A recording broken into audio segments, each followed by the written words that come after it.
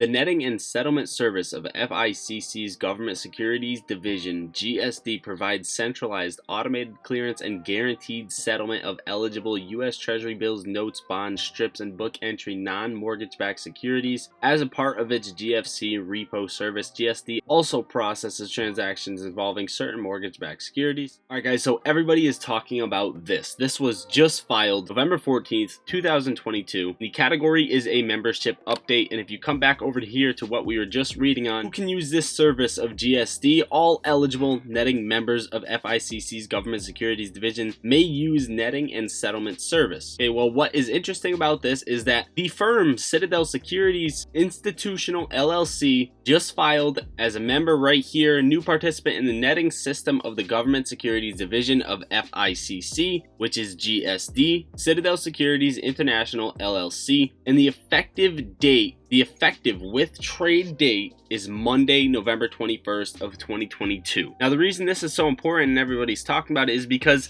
the T+90 settlement day of APE will be on November 22nd of 2022, a day later than the effective date of this. And why is that so weird? Well, let's keep digging. Okay, so we're taking a look at the GSD Government Securities Division, and if you come down here, you're going to find the transactions are then netted into one position per CUSIP, where the FICC/GSD becomes the counterparty for settlement purposes for each net settlement position. Okay, well, let's take a look at the counterparty's risk. Counterparty risk is the risk that the other side of the trade will be unable to fulfill their end of the transaction, and in many financial transactions, a counterparty is unknown, and the counterparty risk is mitigated through the use of clearing firms, which is the DTCC. Well, let's pop back over to this and scroll down right here. Through netting, the FICC/GSD establishes a single net long or short position for each member's daily trading activity in a given security. Okay, well, if you come over to the Citadel 13F filing, it does not show that they have any long positions on APE, at least right now, so it's not going to be net anything.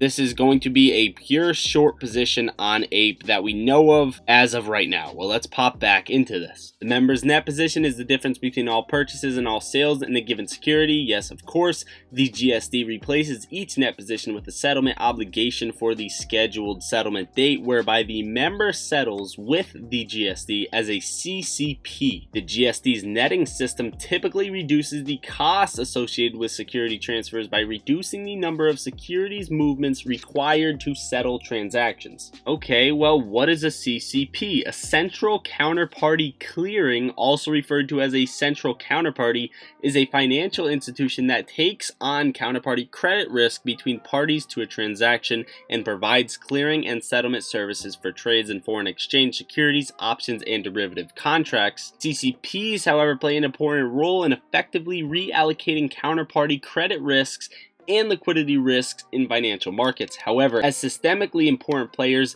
they must manage their risks in an adequate way in order to avoid creating new risks for financial stability. Okay, so the netting system reduces the costs associated with the securities transfers by reducing the number of securities movements required to settle transactions. This would mean that they are trying to move it all in one transaction, or at least very minimal amount of transactions. Because the FICC is not a depository institution, it is not given direct access to Fedwire and therefore employs the services of its two clearing banks, the Bank of New York Mellon BNY and JP Morgan Chase Bank, for this purpose. GSD Rule 12 security settlement provides that FICC/GSD shall notify each member prior to the entity activating its membership of the clearing bank or banks that the GSD will use to deliver eligible securities to members and receive eligible securities from members and by product.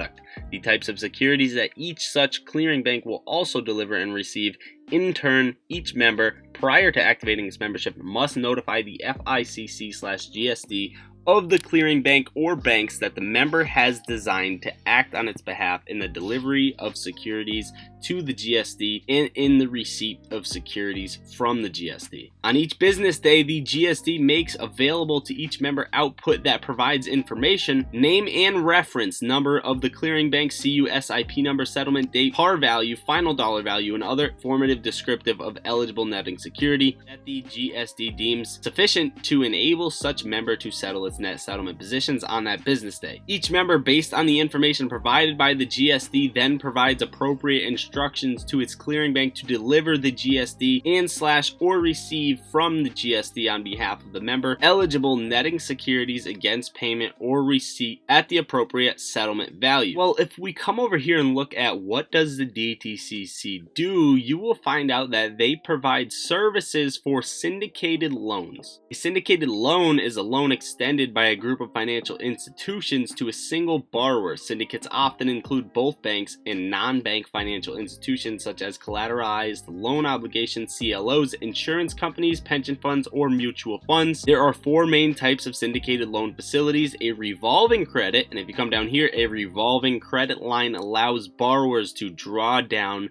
repay, and reborrow as often as necessary. It looks like this could potentially be a way of getting around Phase 6 collateral requirements, not making particular swaps and master agreements with certain central banks. Let's move on. So if this is the case and it's a revolving credit line that allows borrowers to draw down, repay, and reborrow as often as necessary, does this mean that Citadel is bailed out, that the bigger player is bailed out? Now, I can't place my finger on exactly the motive of what Citadel is doing here, but it seems to me as if, number one, they're trying to save a lot of money. Number two, all securities are owned rightfully at the DTCC. They are over the broker. So the transaction will be complete in a singular trade. They'll get out faster. They'll have cheaper costs associated with the settlement transactions, removing the settlement transaction costs. However, they're also essentially getting a line of credit to do so. All of these things falling into place and lining up together. Now, with this whole APE T+90 situation, on the day being November 22nd, this is where it lines up on the chart. Right here where the dotted line is, where my cursor is. Now here is APE overlaid over AMC.